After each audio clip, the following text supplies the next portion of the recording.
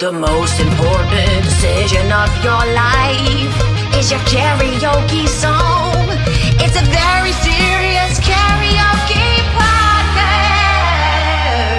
Hey, and welcome back to the Very Serious Karaoke Podcast. I'm your host, Leah.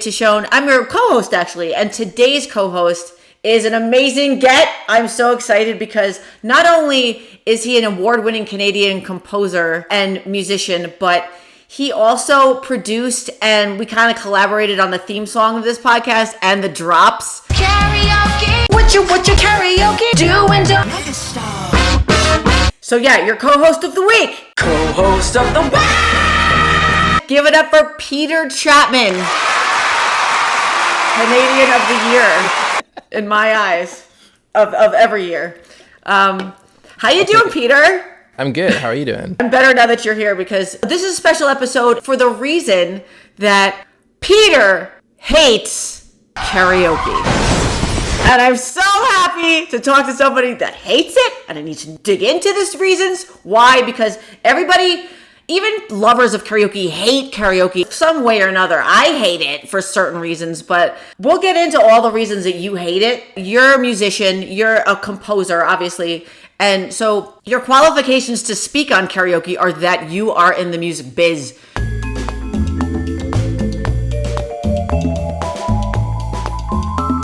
So what is it that repels you from karaoke? I was giving this some thought, and I'm still trying to put my finger on it. And I think the thing that I find really uncomfortable about karaoke is that I don't know how to mentally comprehend what is happening. You know what I mean? So I come from playing in bands, and so it's your job up there is to be on stage, to be awesome, for everybody to love you. And then there's comedy, where your job up there is for people to laugh at you or with you. And I feel like karaoke threads this needle that my brain just can't I can't it's pick a lane, but there's no lane. And so I just get really uncomfortable, and I don't know how I should be feeling.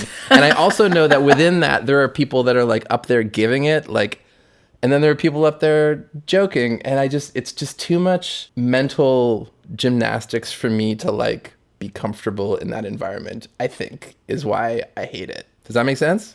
When you're part of the audience, you don't know how to react? Or is it just if you go up and do karaoke, you have all these feelings? All of it. And then when you're on stage, you're am I up here to make an ass of myself? Or am I up here to prove something? And then is that person proving something? Or are they just trying to get a laugh? I just don't, there's just a lot of social discomfort, I think. Okay, so it's a social factor for you. So you're not afraid to get up there because you're a musician and you've gone up and you've played. I mean, I have gotten up. I don't like it. I don't particularly, I'm usually pressured into it. And again, even as a musician, I'm I don't know what my job is. Usually I just try to make people laugh because that tends to be my go-to anytime I'm uncomfortable about anything. Peter's very funny. Yes. But yeah, I mean, I'm not uncomfortable being on stage, but am uncomfortable doing karaoke. That's so funny. I've spoken to a lot of comedians. I've asked them before, does karaoke make you more nervous? Does doing comedy make you more nervous? And they always say karaoke. And I'm why? It's other people's material. It's doing comedy is your own material. Being a musician in a band, that's your own material. Even though you're sharing the spotlight with your band members, so it takes a little of the shine off of you. I get what you're saying. That you don't know which lane to take because you could either be funny or be serious or be emo. But the beauty about karaoke is everybody does whatever the hell they want to do. I'm trying not to curse. I could never, ever, ever do stand-up. The respect I have for people that have the kahunas to get in front of people and try and fail is and that's the problem. It's my understanding with stand-up is that's kind of part of the game. When I'm in a band, I'm not hey, let's try this song out and see if it sucks. You don't play a song unless you know it crushes. Whereas I feel comedy, you have to get up and kind of fuck around and make an ass of yourself and look bad before you can actually look good. And I just don't have the spine to do it. But I do understand the people going and they need the hit. They need that the dopamine hit. I've got way better ways to get dopamine hits than that, but that's probably for another podcast. Yeah. Well, yeah. Actual drugs? No, well, it's a known fact that people who do comedy are a little bit, they're looking for approval. So they'll do anything to get that approval. I do stand up sometimes, so we all, yeah. But I've also talked about how attention seeking is different in different ways. Like to get approval for something you've written that's really funny, or a funny karaoke, a good karaoke performance, that's a great dopamine trip. But sexual attention, something I never want. And that's something that we have talked about because there's all different kinds of attentions. And I don't know what it is about it. Karaoke and comedy really do share that need for like approval. Like, did I do good, Mom? Yeah. Was that funny? And also, like, again, when I sort of compare it to like what you just mentioned, you just touched on something. It's like, I think Kiss said it. Someone in Kiss said it where it was like, the only reason any young kid has ever picked up a guitar is attention from girls. There's truth there is totally truth to that. And so it's like there's like when I look at my band when I was in my early 20s, it was like we're 50% here to like have an awesome time, but also I'm like totally 50% here to like try to meet girls. 100%. Like that is 50% of the reason I'm doing this. Whereas like I don't think anyone is getting on stage in karaoke and being like, I'm totally going to impress the ladies tonight. I've never considered that could possibly be. Maybe it is. I don't know. You know what? You should have your readers write in. Have you ever picked someone up at a karaoke bar? Because that's why you're a co-host. That is a great idea. Yes, anybody out there, if you've met your wife or husband at karaoke because of your performance, or you just broke the ice because you were talking about, oh, this guy shit the bed with this performance, oh, now we're married, Write into veryseriousKaraokePod@gmail.com or Instagram, Very Serious Karaoke Pod, or TikTok, whatever. You pick your poison. But yes, we would love to hear it, please. I have to brag about you for a second. You just won an award, the Canadian Screen Award for Best Score for a Show, right? Yeah. And the Canadian Screen Award goes to Robert Carley and Peter Chapman for Winona Earp. And so you got up on stage in front of an arena or just like a huge theater, and you accepted this award. Pete, it's your turn. All right. Yeah. I mean, I need to shout out my wife Fiona and my kids. Does it feel the same when you're on a stage for karaoke? No, like I'll accept awards all day over having to get up and do karaoke. I know the assignment. If I have to like get up and accept an award, I know who you have to thank the people, and then you have to make everyone laugh a little bit, maybe tell a story, whatever. It's like I understand the assignment. I also want to shout out Maylee Todd, who was my co-composer on this. She couldn't be here, but I did get her face printed so that you could all see what she looked like. I just don't understand the assignment when it comes to karaoke. Like, it's just... If you went up there knowing that you could do whatever you want and there is no standard, does that change it for you in any way? That you could be silly, or you could do nothing, or you could be, well, not nothing. You got to do something, but you could make it as weird or funny or not funny as you want. I don't know. Like, I still don't... Like, I think as soon as I'm not making it funny, then now you're wearing, like, your heart on your sleeve and you're, like, taking it seriously. And then it's, like, then I think singing karaoke seriously is also, like, a super uncomfortable thing to watch. You know what I mean? And it's, like, I think it's, like, if someone gets up and is, like, seriously singing karaoke, that can be really uncomfortable. And then if someone is getting up and trying to be funny and they're not, then that can be really uncomfortable. Like, there's just so much potential for, like, weird social discomfort in karaoke that I think I just avoid it. I think Yeah. Okay. Yeah. No. I feel like, and I'm putting you on trial here because that's my job. I'm grilling you. What's the reason? But yeah, for me, if I were to contribute to the hatred of karaoke, the thing for me personally, again, not here to yuck anyone's yum, and everybody can interpret karaoke the way they want to. But when people stand there and they don't do anything and they're just kind of, maybe you're gonna be the one that saves me. Like, there's nothing going on. It's like, who are you doing it for? Are you doing it for yourself, or are you doing it for an audience? Are you entertaining people? Because it's not that entertaining to people in the audience. It is boring, and people don't pay attention. So what's the point, right? And is that your job, to entertain the people in the audience, or is it to entertain yourself? Like that again. See, I still don't know the assignment. Like, it's so trouble. Like. It's subjective. It really is. Like, I get to only tell you from my own point of view because that's all I got. Because everyone looks at it differently. But For me, yes, you're there to entertain people. There are lots of people who just choose songs just for themselves. Nobody else knows them. They sing them just for them. Nobody else is interested because nobody knows it. And it's like the operative phrase that I keep saying is stay at home and sing in the shower. Like, just don't come out to karaoke. You gotta bring something because people are watching you, and that's the whole point of karaoke. So yeah, I'm all about picking songs for me and the audience, like songs that I like, but also everyone else might like, and rocking the shit out of them. I'm gonna say that. See, I still don't know what it's all about. You're a funny person. A karaoke inherently is a funny thing to do. Like, you're being an asshole. You're up there just to, I mean, I do, like, when I do it, like, I am leaning into the comedy of it, but even then it's just sort of like, I hope everybody finds this funny. I hope I don't suddenly run into lyrics that are going to offend people. Right, that's a whole nother can of beans. The advice that I like to hand out is just like, if it's the N-word, just say brother, or say something. Or if it's about something that rhymes with grape, just like maybe skip that part. A lot of Eminem lyrics are like that. Okay. Say you are trying to be funny and it's not working, that's funny. Because it's just, it's terrible. And you could lean into how bad you're doing or how shitty it is, or you know what I mean? We set up karaoke at our wedding. So, and we actually... Not our wedding, by the way. It's Peter and Fiona. Yeah, me and my wife's wedding.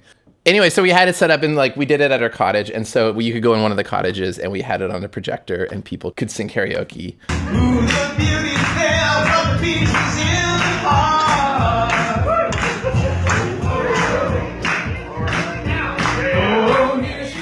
There were relatives getting up and singing some older Rolling Stone songs that have very questionable lyrics. I don't know, just picture like a 70-year-old Japanese lady singing Brown Sugar and think about those lyrics. And there's a lot to take in while this is happening. But that's so funny. It's so funny. I mean, it was to us. We were definitely laughing. And it's definitely gone down a little bit in sort of history thinking about these moments. See, that's like so good. Okay, a question I normally will ask a co-host once in a while is if you've ever had a crash and burn moment from karaoke. But you're making me want to launch into mine right now because it's along those lines where you're doing karaoke and you don't realize you're crashing and burning, but you are because it's embarrassing to other people, but the singer doesn't realize it. Mm-hmm. So I had a karaoke book party for the book that I wrote, whatever, who cares? I had it in Seattle. My husband's family lives there, so they all came to this party. And I was singing a song that I usually sing because it's funny. And it's got like 8 different voices in it, so I like to imitate all the voices. It's "I Want Your Sex" by George Michael. Oh yeah. And then his 77-year-old dad is there, and I'm like, "I want your sex," and his dad is like, "Oh no, what's happening?" And his family's like, "Oh, this is so awkward and weird," because I was like forgetting that I do that at other venues where family isn't. And that was later that my husband was like, Why'd you pick that? That was really awkward for everybody. I'm like, oops, but it's funny afterwards, I don't know that I've ever had a crash and burn moment. Like, look, I'll be honest. Like, I am at the point now where because I find karaoke so stressful, I have like some go-tos, and that I know exactly like how to crush them. Okay, so right here, then we're gonna go to our go-to section because you just made it happen. Oh, perfect. What you go to? There's the drop that you did. Well, that sounded awesome. Yeah, did you hear that? That composer is like so good. We should talk at some point about how we did those because it is very funny. But we can get to that after go-tos. Let's talk about how we made those insane drops that Peter made. Okay, yeah. So what is your go-to? So when you do it, my go-to, and this was like I learned this for the wedding. I had to make sure I knew it, is Humpty Dance by Digital Underground.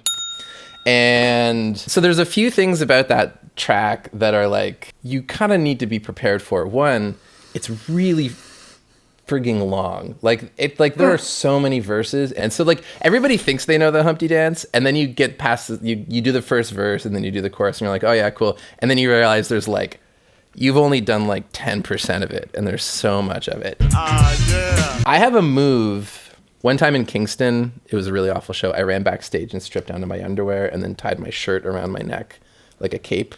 And then I just started doing push-ups in the middle of the dance floor. Anytime there's like a long break and you don't know what to do, drop and just start doing push-ups on the stage. And people During the Humpty Dance. During the Humpty Dance. So there's a whole part where he's just like, give me that bass, y'all. And it just goes on and on and on. And so if you just drop it, just start doing push-ups, everyone starts cheering. Everyone usually starts counting. It's totally stupid. Why? Why would anybody do that? It's part of the show. Yes. Yeah. I love that you got a gimmick. So anyone can have that. If you're ever stuck in a really long guitar solo and you don't know what to do, just start doing push-ups or sit-ups, whatever. Just do something. You're on point with the point that I make almost every episode. Do something during the instrumental, because I have my own go-tos when it comes to that. I've never seen anyone do push-ups or sit-ups. Thank you for that one, because I'll like go into the audience and knock people's hats off if they're if I know they're not going to be pissed, because there's some people I've done it and people are like, they're pissed. Like, why the fuck I have a bald spot I'm trying to hide. What are you doing? You're making me. I had a different go-to, but I'm going to say what my go-to is this week. It's a Humpty Dance. Hey. It's on my list. So you know what's up. You know how hard that is. It's a hard song. Well, it might be hard for some people. Now here's another thing that we need to talk about.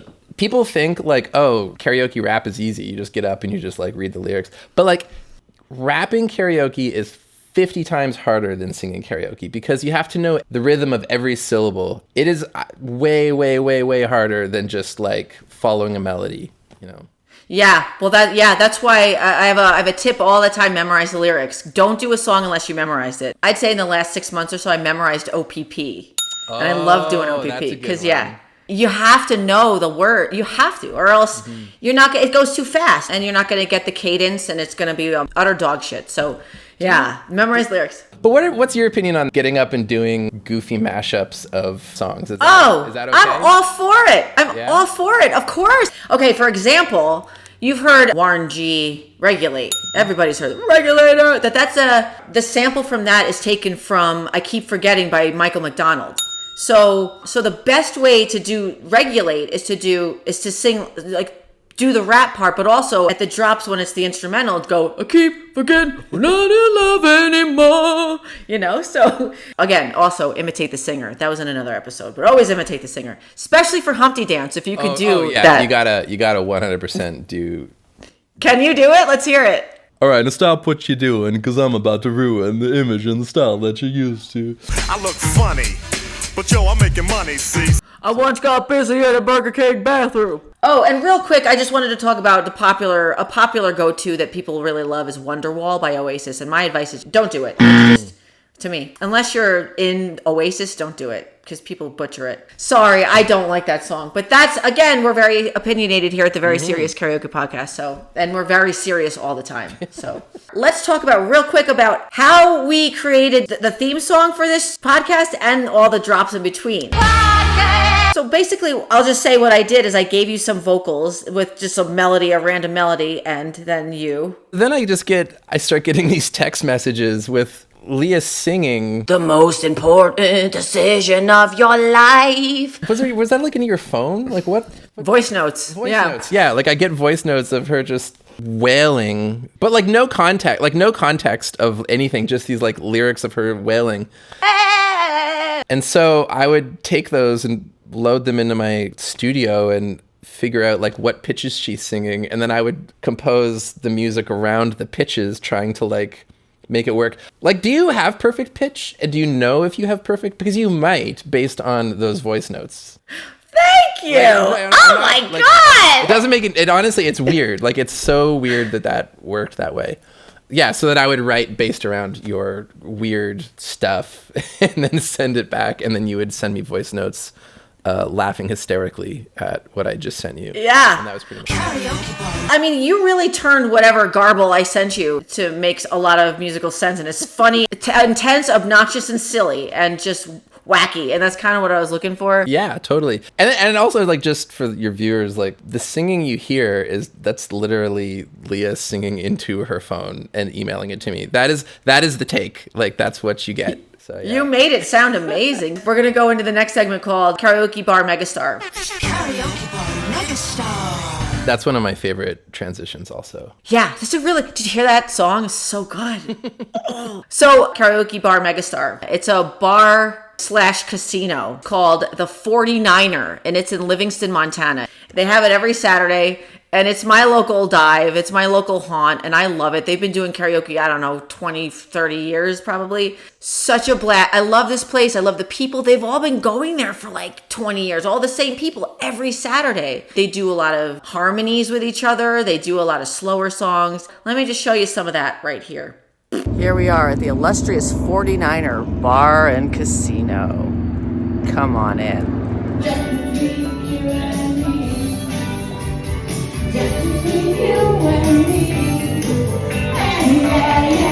So this is the 49ers KJ Janice Fanning. She does a lot of venues around Livingston and just around Montana. And tell me what it's like KJing here specifically. This is family to me. I've been here, just coming here since 2012, first to sing, and then I started KJing about 6 to 8 years ago. Yeah, it's family. There's a lady in there just sang. Her and her husband were here and welcomed me with open arms the first time I walked in here by myself. All of the people here, we celebrate birthdays, we celebrate memorials together, we grieve together, we do family time here. Yeah, I really appreciate everything Janice does. She's really great at what she does and makes this place really fun to come to. So thank you, Janice. Thank you, Leah. This is Stormy, and Stormy is a regular here. Okay, Stormy, tell them what you told me. I've been coming here since 2012, and then this is where I met my husband. He got me into karaoke, and ever since then, I've just been coming ever since. It brings out so much in me, and I get to try new songs with all my friends. This is really cool.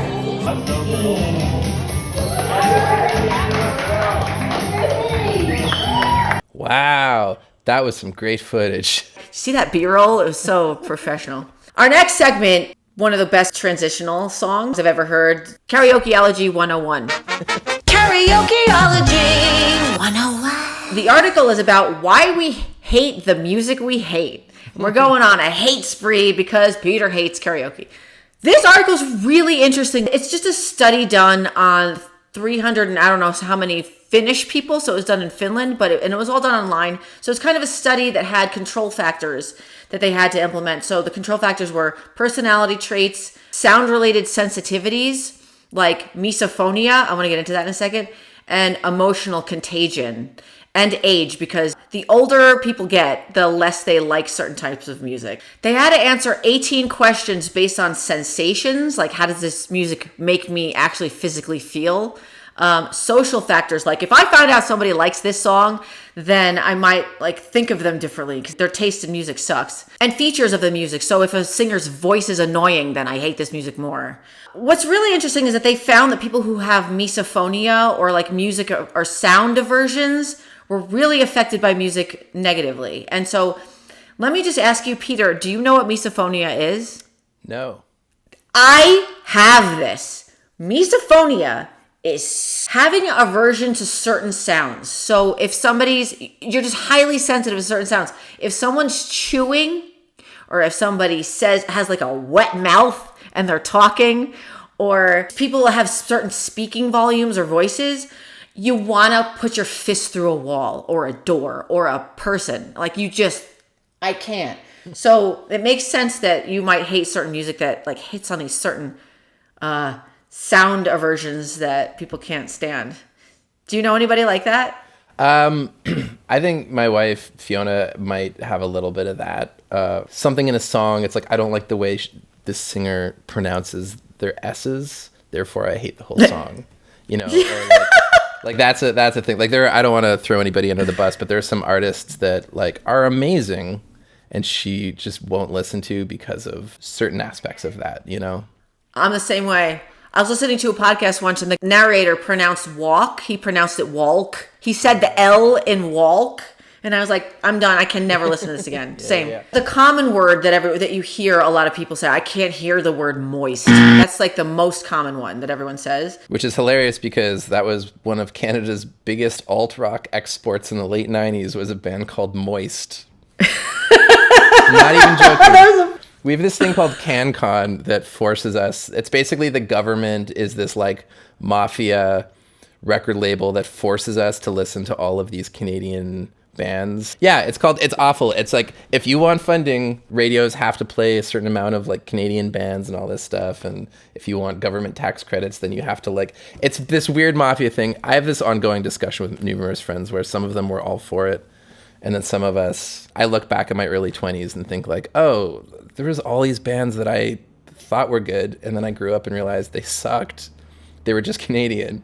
This is a mean thing to say about Canadian music, but the problem is they don't pick the good bands. Anyway, this isn't to say Moist was not a good band. I just love that's the most hated word in English, and they picked it. I just love.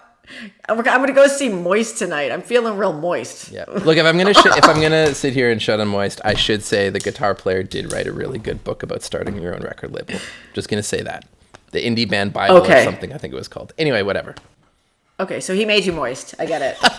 The singer made lots of people moist. The singer was a real heartthrob. Everybody loved the singer of that band, David Usher. I mean, there's really no conclusion. It's just the conclusion of this study is that it depends on the music. Okay, so there's no real, but it's something to think about. It's just something to think that there's a lot of different factors that make you not appreciate a certain kind of music or hate it or change the channel. Yeah, I know you can appreciate that on some musical level. Or like, I feel like there's probably, like heavy associations with certain things. Yes. You know, the emotional contagion is what they talk about. If you have a connection to a song, oh yeah, of course you're gonna hate it if you break up over it or something. Will anyone ever be able to hear Hide and Seek without thinking of the OC? Like that will like always be. What did she say? Ooh, what you say? Like that's like 100% like I will never hear that song and not think about sitting around with like my 4 friends when we were 23 watching this weird montage of somebody getting shot. Like, if you've just heard a song way too many times, that should have been a factor in this study. Where if you've heard a song a million times, I feel so bad for the Eagles who have to play Hotel California for 50 years and they have to hear that damn song they created. They created just an ugly beast that they have to live with, you know. I did the math once. Just about like hating repetition, like Christmas music. Check this out. If we're subjected to relentless Christmas music for 1 month every year and you live to 80, that translates to 6.6 years of your life being belligerently accosted with Christmas music. Can you imagine going 6 years and just like some Twilight Zone episode where everywhere you go for 6 years, it's just Christmas music playing nonstop? Like, that's fucked up. That is fucked up. That's torture. The last segment we're going to do really quick is our do and don'ts of the week. Do and don't of the way. My do would be to wait gracefully. Wait gracefully, people, because when you put in a song and then you're going up to the KJ all day and you're like, when do I go up? When is it my turn? Hey, how do I get up faster? What do I do? Just go occupy yourself before. I mean, if you're waiting an egregious amount of time, like an hour and a half, and there's no sign of you, then yeah, you can go up and ask, I would say. But if you're going up every 5 minutes, as a former KJ, people would do that. And my tip to them would be, hey, tip. So if you want to go up a little bit faster, give some money. If you don't want to do that, then wait gracefully. Go scroll on your phone, go play darts, go play billiards, punch your friends in the face, eat an ass, whatever you want to do. Don't bother the KJ. And that's my do of the week. All right, I've got a good don't, and I can speak from experience. And this ties in directly with what you just said. Don't bother the KJ. There was an incident. We were at like a little dive bar, and there was this lady running the karaoke, and my partner and her friends were all doing karaoke, and then some of us were sitting there we were deep into the beers at this point, and the way it worked was you would write down the song and your name, and we just started drawing obscene little pictures on pieces of paper and folding them up and putting them in the hat, so that every once in a while she'd just like pull it up and just stare at it and look very confused, throw it away, and this just kept happening over the course of the night, and she got more and more irritated. Like it would just be like a little comic of just something stupid and probably drunk and inappropriate happening on this little drawing, and I love it. Don't do that. That's no, well, I mean, as now as someone who is, aging gracefully, I would look back and think that was an annoying, mean thing to do, but it's still funny. It was okay. That's why karaoke is so goddamn subjective, because if I were the KJ getting that, I would be laughing. I'd just be like, all right, whatever, next. But I'd laugh at it, and then I'd just like throw it away and be like, all right, well, whoever lost their turn, I'll go to the next person. So see this person, but I would find it funny. She was taking her job very seriously, so she was not having it. We were having it. We thought it was hilarious. Even if your job, this is your only job in the world, and you're very serious about it, you can get on the microphone and be, whoever's drawing boners, can you please stop? Or who are you? Because I think you're great. I would just like to say, for any of my friends watching, she's the one that said boners. At no point did I say boners. Dude, I think we covered everything. This has been really fun. Awesome. And what do you got going on? What have I got going on right now? I'm working on 2 TV shows. So I'm writing music for a show called Sisters, which I think is on Crave. I'm writing music for a kids show called Go Togo, which is on YouTube. Really cute, like trains and stuff. SkyMed Season 4. Paramount Plus, working on that. That's going to be coming down the tubes very soon. One more thing I want to mention about you is that you're obsessed with synthesizers, right? Yes. You have a whole huge collection of synths. I do. I can pan around if you like. So these guys. All these guys. Sorry to your viewers who are probably throwing up right now. Not because of you. Yeah, guys, so thank you so much for listening. Thank you, Peter, for being here as a co-host. And if you have any questions or any comments or any go-tos, write to veryseriouskaraokepod@gmail.com and Very Serious Karaoke Pod on Instagram and TikTok. So real quick, Peter just informed me that he didn't know you're supposed to tip your KJ, and that's our sign-off. And now we're educating him of the proper ways to do karaoke. So now, Peter, what are you not going to forget to do? Tip your KJ. It's Very Serious Karaoke Podcast. Fuck this, I hate it.